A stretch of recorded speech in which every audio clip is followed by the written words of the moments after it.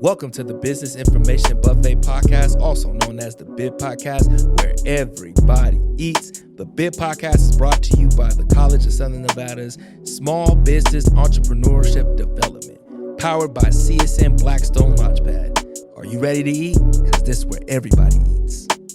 Welcome to the Business Information Buffet Podcast, also known as the BIB Podcast, where everybody eats, powered by Blackstone Launchpad here at the College of Southern Nevada. We are your hosts, Sean Torrey and Cordon Allen Nadon. How are you doing, good brother? Feeling good. How about you? Man, you know I'm in something sly. I feel pretty fly today. Man, you looking great. What's going on here?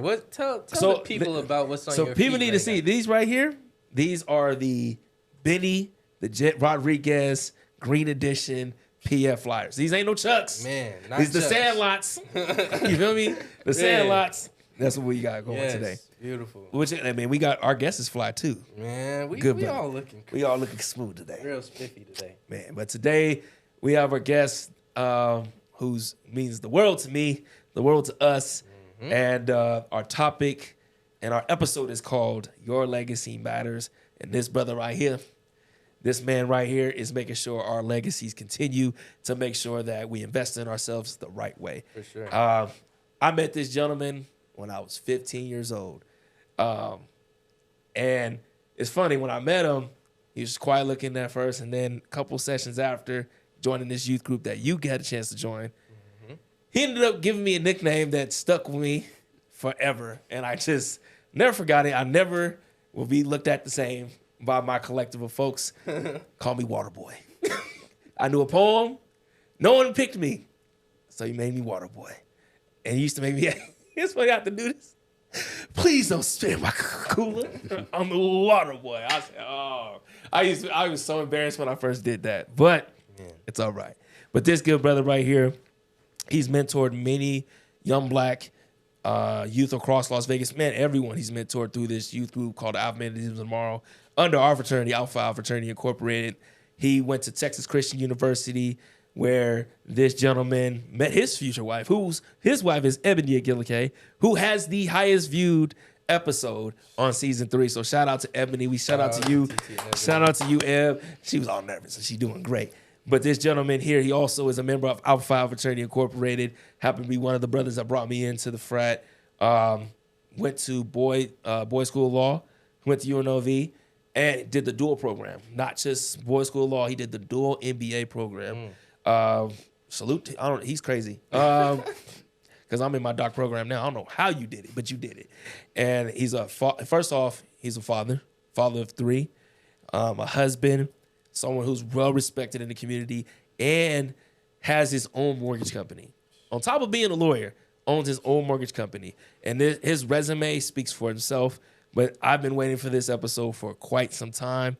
This is someone who, at a time where I needed someone to really shape me the way I am. So if anybody ever wants to wonder, like, Sean Torrey, I've had a plethora of mentors, but it's because of this man right here. I am who I am and where I'm sitting at today. So for no further ado, everybody in the place to be, the founder of YLM Financial, the mentor, the myth, the legend, Joshua Igeleke Jr. Man, come on. Man, what's up, big bro? Love. I appreciate that introduction. Absolutely honored to be here with 2 of my young mentees. Yes, sir. You guys aren't young anymore, right. though. No. You know, growing into young men, and we are very proud of everything that the 2 of you have accomplished, and excited to see the things that you have to come.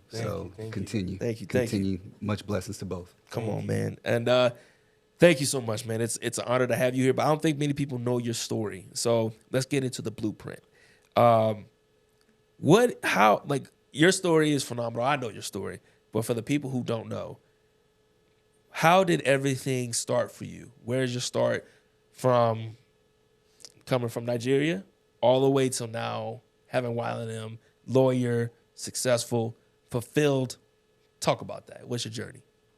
Well, as you mentioned, I was born in Nigeria. Yeah. Born in Nigeria to my mom, Joshua and Christy.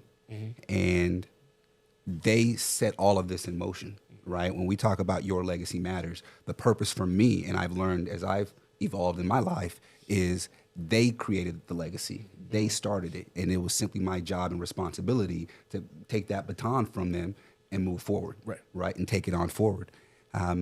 Moved to Las Vegas from Nigeria when I was a year old. Grew up here, high school here, proud product of CCSD. Went on to Texas Christian University, where I received my Bachelor's in Business Administration. Came back home to Las Vegas, spent about 8 years working with Countrywide Home Loans. Did different things, started as an account executive, ultimately became a regional sales manager for the company, overseeing the Nevada and the Arizona markets. And then there was a crash, right? The market crashed. Market crashed 2008. In 2008, 2009, and that was a rough time. And it became really hard on me because I was working my way up the corporate ladder, doing all the things that everyone said do, putting my money into real estate. And when the market crashed, I was affected both sides, right? My income was affected because when the market crashed, Countrywide closed down, was acquired by Bank of America. Had to figure out what the next move was for my career. But at the same time, a lot of my investments were affected, right? Between my wife and I, we owned, multiple properties throughout the valley, and the values of those properties decreased. So it was a big shakeup. But it became a pivotal point in my life because it forced me to, one, see the bigger picture and understand that sometimes there may be a pathway that you're walking down and you think it's the perfect path, and then God is going to slap you in the back of the head. Like, nah, that's not it. Let's do something else. Let's keep it moving. So the something else for me at that time was to go back to school. Right, I had to reinvent myself, rebrand myself, and figure out how to continue to evolve in this ever-changing environment. Went to UNLV, found that they had a JD MBA dual program, and I was fortunate enough to be accepted into both programs. Was able to do it part-time, still working, trying to, earn a living. My first daughter was born during the first semester of law school, so I still had responsibilities. But at the same time had vision, had dreams, had goals, had different things that we wanted to accomplish. With the support of my wife, went on to law school, graduated in 2014 from UNLV Boyd School of Law, as well as UNLV's MBA program. Went to work for a law firm here in Las Vegas. Had a lot of fun doing it. Got a chance to see the inner workings of a law firm, corporate litigation, got a chance to really work different things in courtrooms, argue different cases, but also realize it wasn't something that I wanted to do long term. And in the process of identifying that wasn't something I wanted to do, but I wanted to keep my feet in the legal world, I became exposed to estate planning. And estate planning really connected to my own personal passion of developing and building a legacy, right? Because all this stuff that I'm talking about, it was really me trying to figure out ways to move forward my name, right? My family name, and trying to figure out ways to really help the family continue to grow. So as estate planning became a thing, I started to realize how important it was to plan for your own death. And it's a very morbid thing to think about, but that's how some of these wealthy families were able to create their success, right? Or maintain their success, I should say. The creation is usually through businesses, right? Like the Walton family started Walmart. But how does that wealth continue to be passed down from generation to generation? And it's through proper estate planning, right? That estate planning allows for when the matriarch or patriarch of a family, when that individual passes away, the legacy can continue, right? Because there's a plan in place to ensure that the heirs of that legacy, the beneficiaries of that legacy, there's a plan in place for them to continue to move forward, right? It's not just throw all this money into their hands right now. It's how can we create a plan long term so that the family can continue to see that wealth grow. Fast forward, became an estate planning attorney through that, and really enjoyed helping individuals build their plans. And saw the relief that came off of their shoulders when those plans were put in place. COVID hits. Now it's time to make another adjustment. So, 10 years later, you got another one. God slapped me again. What are we gonna do now? And a lot of us dealt with it, especially those with kids. You have homeschool, virtual learning, all these different things. Yeah. Kids are at home all day. It's difficult to be in a law firm 60, 70 hours a week when your child is at home. And at that time we had 3 and 2 who were in school. So my wife's career was flourishing. She was having success. So we made a shift, and I said, I'm going to come home. And in that shift, determined that, hey, we'll continue to do the estate planning, but at the same time, let's revisit this mortgage business that I got that experience with, right? It was something that I learned. It was something that I knew it very well. And there was a natural synergy between estate planning and the mortgage business because generally speaking, the largest asset that people own is their real estate, is their home. Right. So what do you do with that home? How can you use and leverage that home to continue on your legacy? And that's where it all tied into YLM, Your Legacy Matters, right? And it became a goal of ours to leverage real estate and utilize what we know in the mortgage business to help people leverage their real estate assets to continue on with their legacies and push and promote them to focus on not just the here and now, but the future, the long term. Right. And investments, all those things all tie into it. But the ultimate goal is when our clock is over and it's time for us to go, what have you done and what have you left for the next generation? Exactly. Have you handed them a baton where they can now run and be successful? Man, and because you also, just another shout out to Eb, so Your Legacy Matters is like spinoff of Soul Matters, right? Absolutely, absolutely. So my wife had her business. She's a marriage and family therapist. Right. And her company is called Soul Matters. Right. So and she helped me as we were trying to determine, okay, what is it that we're going to do and how do we want to brand ourselves and come up with a name that kind of ties it all together.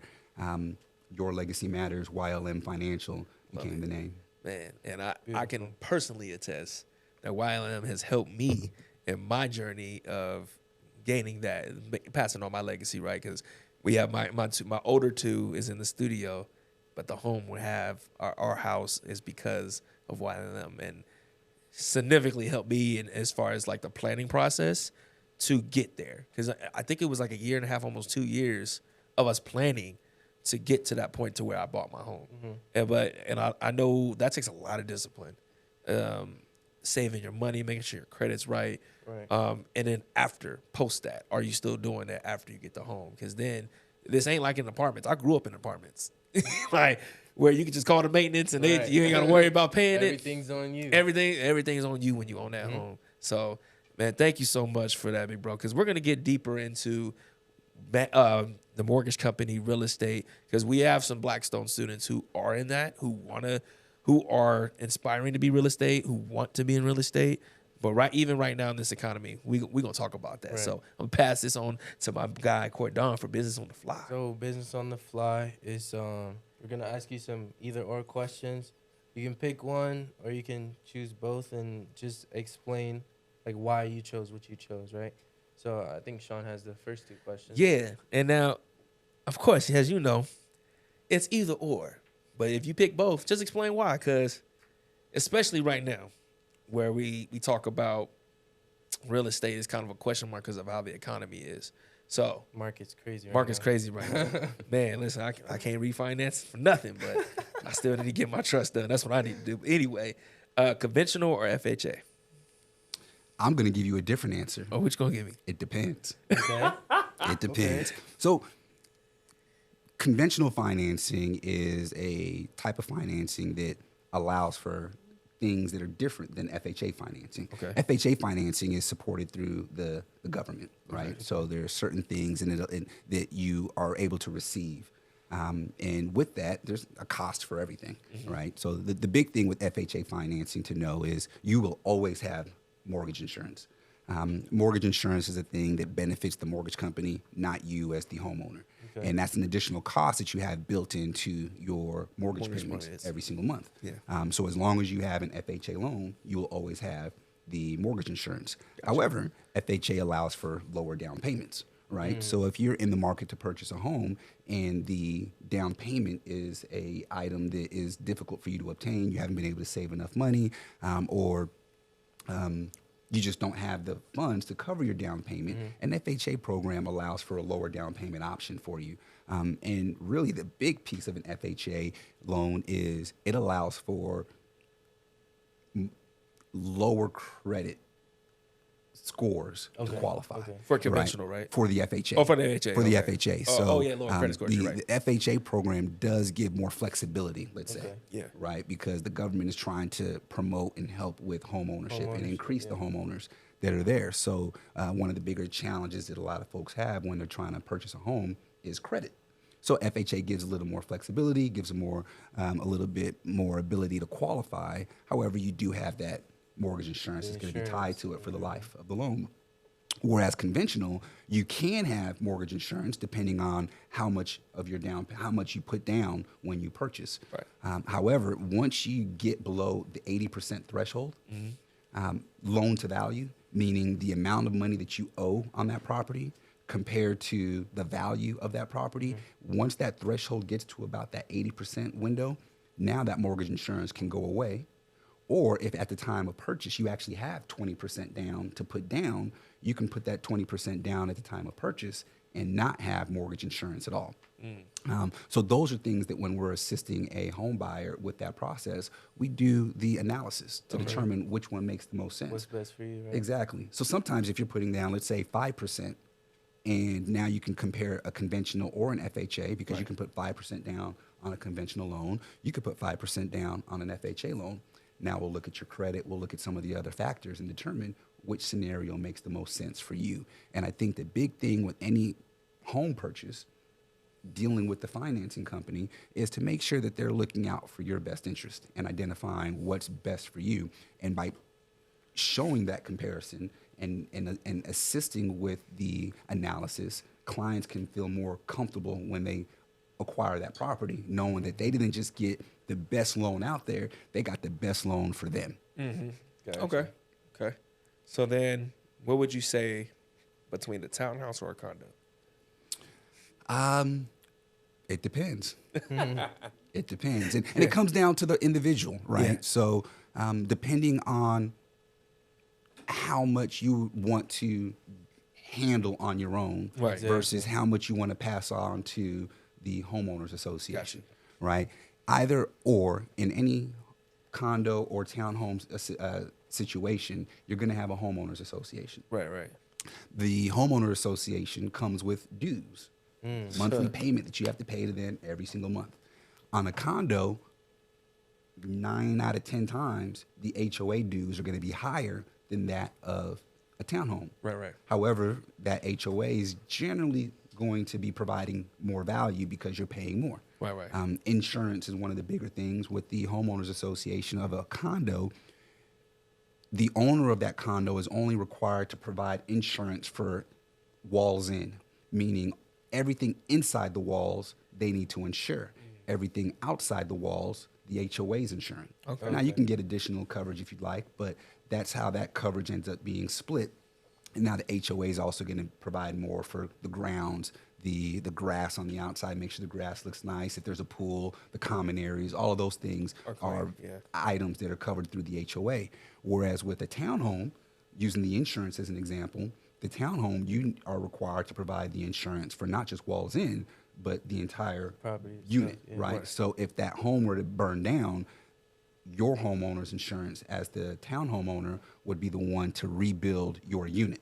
Right. Whereas if it was a condo insurance and it burned down, the HOA for the condominium would rebuild the building, and you'd be responsible to rebuild the walls internally. Inside. Gotcha. So the townhome generally provides more unit flexibility, more things that you can do with your unit because you have more ownership when you own the townhome. Now, what also comes when you're talking about a mortgage and talking about qualifying, because the HOA has a higher HOA, that means the amount that you qualify for is going to be a little bit lower because now you have to apply that additional HOA into the debt to income calculation to determine exactly how much you qualify for. Makes sense. So it all depends, situational. I think What would you personally choose though? I would go with the townhome. I would go with the townhome, and I would go with the townhome because I one, I can control my insurance costs by shopping around. Right. I may be able to find an insurance company that can insure me for a lower rate. And with, I've worked hard with my credit score. So with my credit being good, that's going to assist with getting a better insurance quote. Whereas if I'm dealing with the HOA handling the insurance, I have no control over what the cost of insurance is going to be. Right. Gotcha. And that's where you're going to see the much higher HOA due on a month-to-month basis. Gotcha. So ranch or estate based on preference? The ranch or estate, when you say ranch, what are you referring to there? Like just like the style of home, like a ranch. So like, the land, like say the ranch on the farm, yeah, or opposed to an estate where you own. I think the estate, like those what's those homes? Not a duplex, but the estate where you own just a lot of the land and where you could, like what is those out there? I'm trying to think. Shoot, what's the estate? Those like where those mini malls are at. I'm trying to think. What is it called? Yeah, like an estate. So when you say estate, are you referring to maybe just acquiring land and, yes. and building the home on Yes. the land on your own? Yeah. Versus when you're talking ranch, are you talking about like a true farmer? A true ranch? farmer ranch. Yeah. yeah. The difference between the two. Well, for me, I'd say estate. Desire. Coming from Nigeria, and my dad was a farmer, and Igelekes are farmers by trade. Right. I probably should say ranch, Right. but my dad left that for a reason. Right. Yeah. Don't leave that in the past. Right? So for me personally, I'd prefer an estate and be An able estate. to build a home on that land myself. Or could you build a business on an estate too, right? Or depends. Well, now you're dealing with different zoning requirements or That's what what have it you. So is. depending on where the land is acquired, Okay. There may be some zoning restrictions based on the type of business that you're trying to build there. But just for the ability to design a home and build it from the floor up. Yeah. My wife and I watch HGTV a lot. Man, So so we've got a much lot of HGTV. ideas and different things that we would do. We've tried to make changes to our own home, but to build it from the bottom up would be nice. So Because there's some homes here in Nevada or Las Vegas, Southern Nevada, that they literally bought the estate and they just built it themselves. Like it's like the kind of like older Vegas, but if you go towards like Centennial area, My aunt used to have a house up there. they're like those houses are like custom homes. So that's where they build those estates. That's what I was thinking. That's what we were thinking of. yeah, and there's absolutely on the mortgage side of things, there are what we call construction loans, Okay. where you can actually the same process or similar process that you would go through to purchase a home that's already built, a stick built home that's on the land, and you just go and buy it all at one time. You can do the same thing through a construction loan, where you acquire the land, and after you acquire the land, you work with the general contractors, and there's certain disbursements as they build the home. They have to start getting paid out, so the contractors get their money during the process of building the home, and then ultimately after the home is completed, then it goes from a construction loan and it converts to a permanent loan. Okay. Got you. Buying or renting? That's a great question these days, because there's a lot of folks right now, when you look at the cost to purchase due to interest rates a little high compared to the cost to rent, it may at face value seem like renting is a less expensive option. Yeah. But I would look at that as more of a short-term option versus a long-term option. Right. Gotcha. Right. When you see what it costs today, the rent option being less expensive is short-term thinking. Because let's say you rent that home for 3 years, and we'll do simple numbers. Let's say you're renting it for $1,000 a month. That $1,000 a month over 3 years, 36 months, $36,000 that you would have paid to the landlord. Right. And at the end of those 3 years, it's time for you to leave. You're going to the next home, whether you're going to, at that point, buy or rent. You don't get any of that back. Yeah. Right. You don't get any value for that. There's no equity that's been acquired. You just gave someone else $1,000 a month to live, right? A cost of living. You needed to live there. You needed a place to stay. However, that landlord was able to benefit, Exactly. right? Whereas if you purchase a home, and let's say right now, with the interest rates being a little higher, that means you need to purchase a smaller home. Yeah. Right. You're still generating and building equity in your own home. Yeah. So that in 3 years, when you're ready to make your next move, if you've outgrown that home and you want to move into a new home, now what goes with you is that equity, right? So if you sell that home, let's say the value of that home in that same 3 year time frame went up let's call it $30,000, $10,000 a year. Who knows? So if it went up $30,000, now when you sell that home, that's $30,000 less all the fees or what have you in that transaction that you now get to walk away with and take that to the next property, right? Gotcha. So that's where when you're thinking long term and you're thinking legacy, buying that property when you're in the position to do so is going to put you in a much better place in the future than just focusing on the here and Right now. now, right, yeah. Man, no, thank you for that, big bro. Because I wanted to hear your perspective on buying rent because it's been like an alarming thing at City. My primary job at City Hall and with youth I'm talking about because it was interesting. We had our Young Men's Conference here at the College of Nevada, and I was actually surprised. So Derek hosted the financial literacy course. A lot of these kids are very much invested in really understanding how credit works. Real estate, and more than I thought. I was like, oh, okay, they're really invested. But that's been the biggest conversation. It's like, is it really worth buying right now? Because the APR rates are high. But I'm cool with that. And I would encourage anyone in that position trying to make that determination is to talk to a professional. A real estate professional, a mortgage professional, and do the analysis. Yeah. Like they say, men lie, women lie, numbers don't.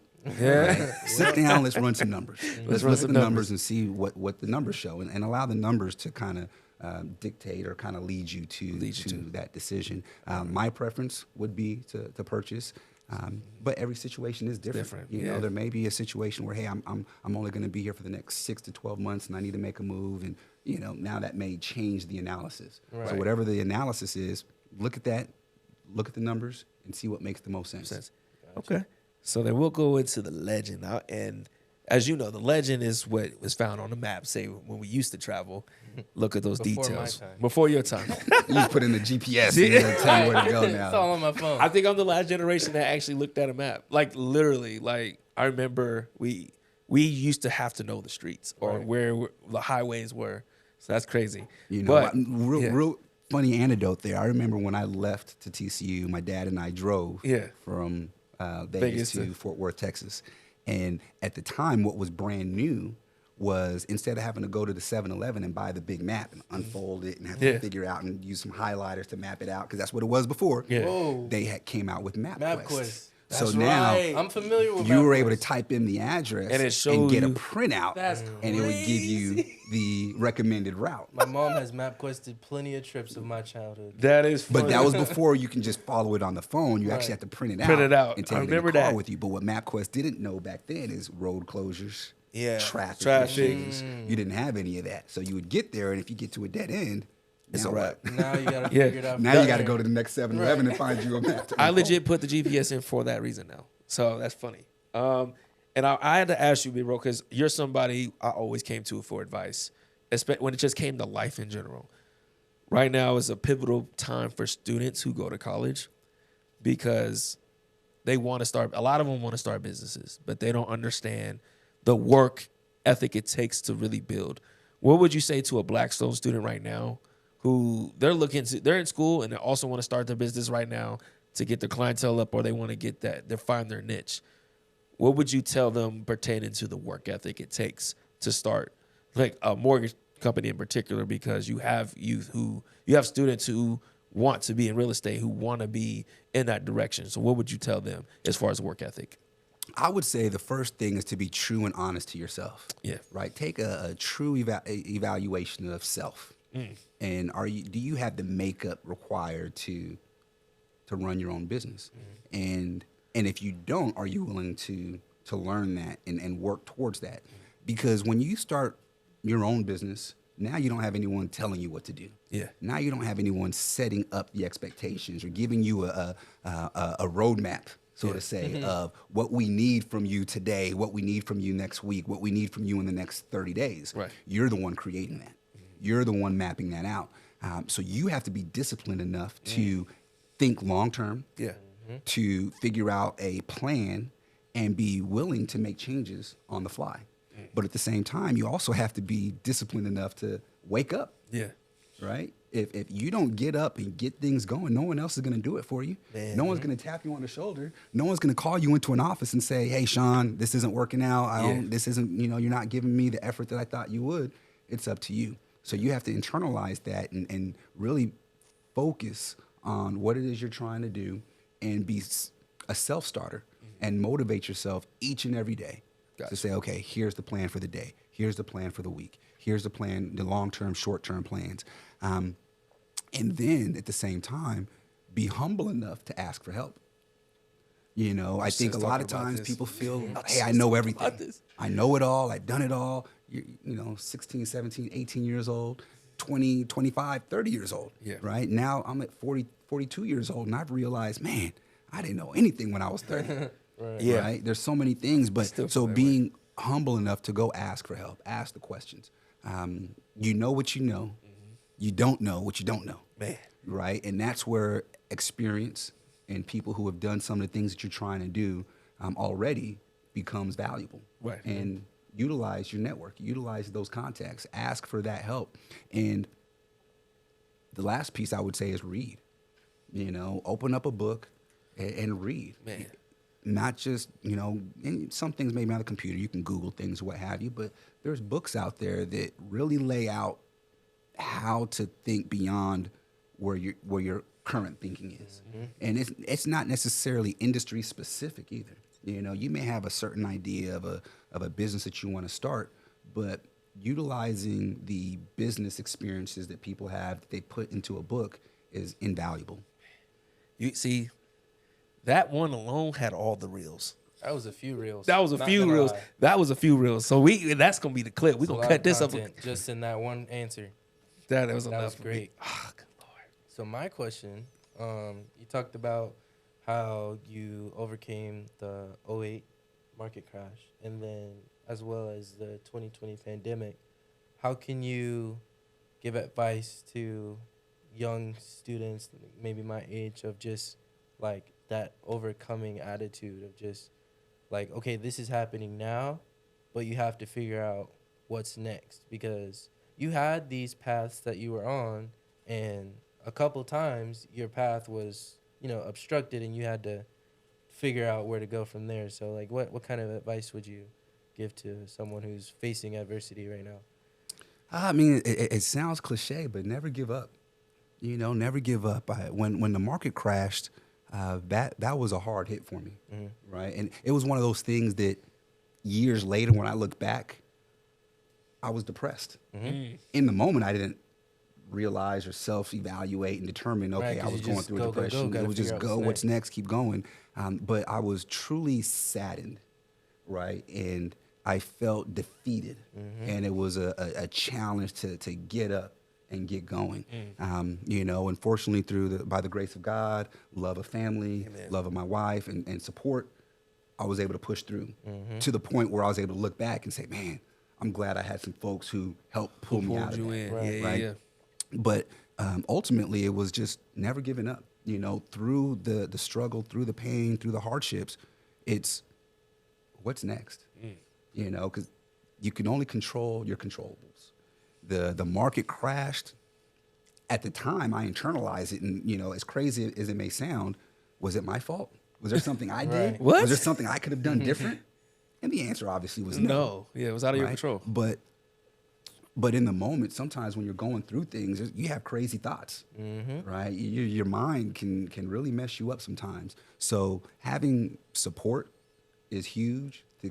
Support that can help you through those tough times, and just having a never give up attitude. Because I think, you know, ultimately through all of that, as tough as it was, I never felt that I wasn't going to be okay. Yeah. I think a lot of my pain and struggle had to do with some of the employees that I had, right? Knowing that they had families who were affected by the market crash, and I internalized that as it was something that I could have done differently to help them. You know, fortunately at that time my wife and I were just married. We didn't have any kids yet, so we were flexible enough to make some moves and make some changes. But other folks had kids, right? Yeah, and that really took a toll on me. You know. And that's just who I am. You know, I love people, and when I see other people hurting, it hurts me, and I want to be a helper. And in that moment, my hands were tied. I couldn't help. But ultimately, just focus on what's next. You know, and there's going to be a moment in time where you've got to deal with the pain. You know, so deal with it. You know, talk about it, talk through it. Hey, this sucks. Then get over it and keep it moving. Last question for you. Because and it's crazy you brought this up, because I was just, we had this conversation where people are afraid to be wrong. They're afraid to be wrong, so they stunt their ability to grow. And that's one of the best things I think you've ever taught me, was to be open to learning. Because even I can tell you now, thank God that things are happening, because I figured out my niche in things, but I'm not perfect at it still.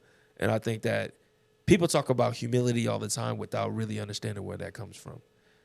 Can you talk to about, with a Blackstone student, what that really means? There's a particular phrase I'm looking for you to explain, because you taught it to me and I never forgot it. So what would you say to someone who's afraid to be wrong, and they stunt their learning process?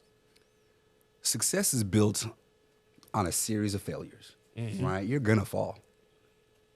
But falling doesn't equal permanent failure. Falling equals temporary failure. Oh. Not getting up is what creates permanent failure. Yeah. Right? So if you're scared to fail, you're scared to grow, right? Because the only way you're truly going to grow is by falling. You know, think about the process of learning how to walk when you were a child. Yeah. Right? Imagine if every time you tried to walk, your mom just gave you a spanking, like you need to walk. Right. Yeah. Right? Or you saying, hey, I fell down, I'm not going to try it again. Maybe this walking thing ain't for me. You got to keep trying. Right. And the more you fail at walking, the better you got at walking. Right? And that's life. Yeah. Right? The more you fail at things, the better you're going to get at those things that you failed at. Right. Because if nothing else, you're going to know what not to do. Right? That didn't work. Let me try something else. Let me try it differently. Right? And that's the process of creating success and just going through the process. You know, I think a lot of times people don't want to go through the process. Yeah. Right? There's a process to everything, and we live in a microwave society where we want to just put it in the microwave, push 30 seconds, and ding. Right. Let it done. go off. Yeah. You know, and it doesn't take that. It's, you know, life doesn't work like that. So certainly, being able and willing to try new things and not being scared of failing. You know, and allowing yourself to go through the trials and tribulations and understand that on the other side of it, if nothing else, you're going to learn something from that process, and you should be better from it. Yeah. And one of the best things you ever told me, because of, if you're able to do that, you'll never unlearn. Never unlearn. And because your perspective things, you may move different, but because you learned that, oh, this ain't the best, you'll never go through that same walk again. You'll know, like, okay, things are uncontrollable. It's going to happen. I need to learn through it. And once you accept that, winning and losing is really the same. It's just your response to it. And I think that's something that people don't really peep. Because think about it. How many times has Kobe won a championship? How many times has he lost one? His response was the same every time. He went back to the gym at 5-4 in the morning. Still trying to still get the next one. getting the next one. Winning and losing is the same. But people don't think about that. You know what I'm saying? when you're learning something, the process of learning it is going to require failure. It is. Right? And you have to get to that place where you embrace that process. Man. Right? You embrace the ups and downs. That's where differences between good and great really shine. Yeah. Right? When someone's good at something, that's one thing. The people who are great, that fear of failing has now gone away. Doesn't exist. And I appreciate you for that, big bro. And as you know, you mean the world to me. You mean the world to Cordon. For sure. There's so many people who need to know Josh Igeleke. Please reach out to this brother. And just thank you so much for coming on to our show, big bro. It's meant the world to have you on here on this platform, to see, you know, you taught me a long time ago, like, hey, what I'm doing for you, do to somebody else. And I'm thankful enough to still do that. You forever changed my life, and I could cry talking about it, but anything I'm at is because of you, and I'm thankful. It's because of God, for one, placing you in my life, but I'm thankful. And we have to, and for that, we're going to take a toast for the happy hour. That mug is for you, baby. Nice. You get to keep that. We're going to take a toast. What is going on? You remember this as good for the hood. What's good for the hood? What's one thing that's going on great in your life, good big bro?